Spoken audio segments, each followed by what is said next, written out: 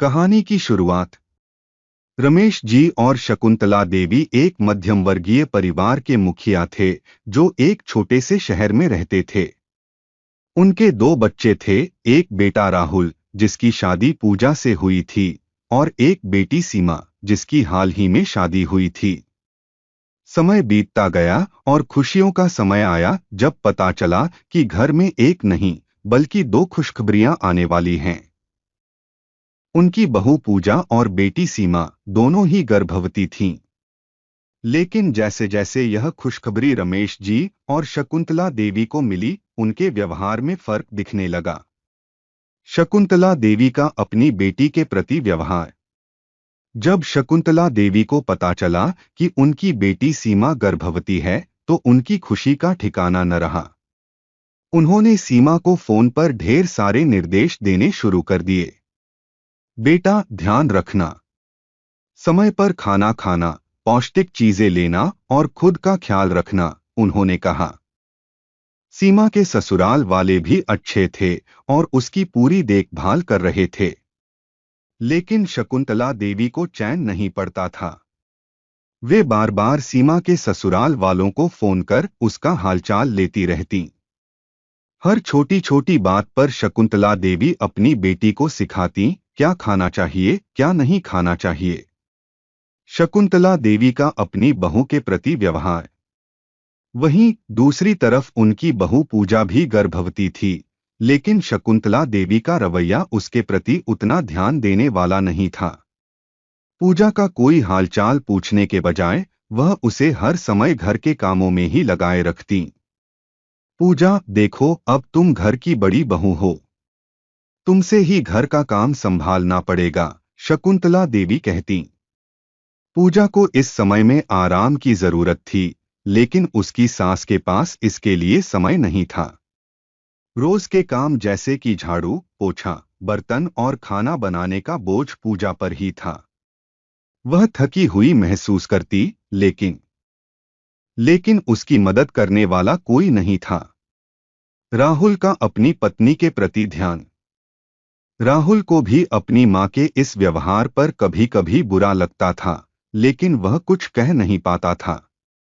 उसे अपनी मां की भावनाओं का आदर करना आता था और वह उनकी बातों का विरोध करने से डरता था। पूजा के प्रति अपनी मां के बर्ताव को देखकर राहुल असहज महसूस करता था, लेकिन वह कुछ कर नहीं पाता था। हालांकि वह कोशिश करता कि पूजा को आराम मिले, लेकिन अपने ऑफिस और बाहर के कामों में उलझा होने के कारण वह हमेशा पूजा का ध्यान नहीं रख पाता था। समाज की सोच और अंतर महसूस करना। यह फर्क सिर्फ शकुंतला देवी के घर में ही नहीं बल्कि समाज में भी देखने को मिलता है। अक्सर माता पिता अपनी बेटियों का बहुत ख्याल रखते हैं, लेकिन बहुओं को उतनी स्वतंत्रता और प्यार नहीं देते। बहुओं से उम्मीद की जाती है कि वे परिवार की जिम्मेदारियां निभाएं, लेकिन खुद के लिए आराम या मदद मांगे तो उन्हें रोक दिया जाता है। शकुंतला देवी का यही रवैया था, बेटी के लिए प्यार और देखभाल, जबकि बहू के लिए कर्तव्यों और काम की उम्मीदें। पूजा ने यह फर्क महसूस किया, लेकिन उसने इसे नजरअंदाज करने की कोशिश की।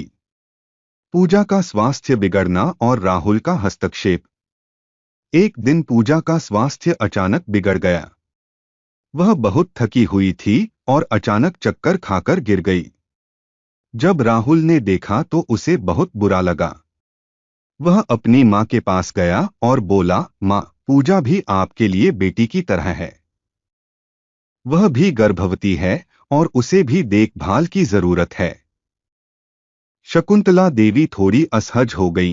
बेटा, हम जानते हैं, लेकिन पूजा को घर का काम तो करना ही है, आखिर वह घर की बहू है। राहुल ने अपनी मां को समझाते हुए कहा, मां, जब बेटी और बहू दोनों गर्भवती हैं तो हमें दोनों का एक समान ख्याल रखना चाहिए। क्या पूजा को आराम की जरूरत नहीं है? क्या उसे आपकी देखभाल नहीं चाहिए? शकुंतला देवी को यह सुनकर झटका लगा। उन्हें पहली बार एहसास हुआ कि वह अपनी बेटी और बहू के साथ भेदभाव कर रही थीं। समझ में बदलाव और सच्चे परिवार का निर्माण। राहुल की बातों ने शकुंतला देवी के मन पर गहरा असर डाला। उन्हें अपनी गलती का एहसास हुआ। उन्होंने पूजा को पास बुलाया और पहली बार उससे सहानुभूति से बात की। पूजा, मुझे माफ करना। मैंने तुम्हारे साथ अनजाने में गलत किया। तुम भी मेरी बेटी जैसी हो और तुम्हें भी उतना ही आराम और प्यार मिलना चाहिए जितना मैं सीमा को देती हूँ, शकुंतला देवी ने कहा। पूजा की आंखों में आंसू आ गए। उसने सास को माफ कर दिया और एक नई शुरुआत की। इसके बाद शकुंतला देवी ने न केवल पूजा का ख्याल रखना शुरू किया, बल्कि अपनी बेटी और बहू में कोई भेदभाव नहीं किया। परिवार में अब सच्चा सामंजस्य और प्रेम था। कहानी की सीख। इस कहानी से हमें यह सीख मिलती है कि परिवार में बेटी और बहू के बीच फर्क नहीं करना चाहिए। दोनों को समान प्यार और सम्मान देना चाहिए, क्योंकि एक बहू भी एक बेटी की तरह होती है।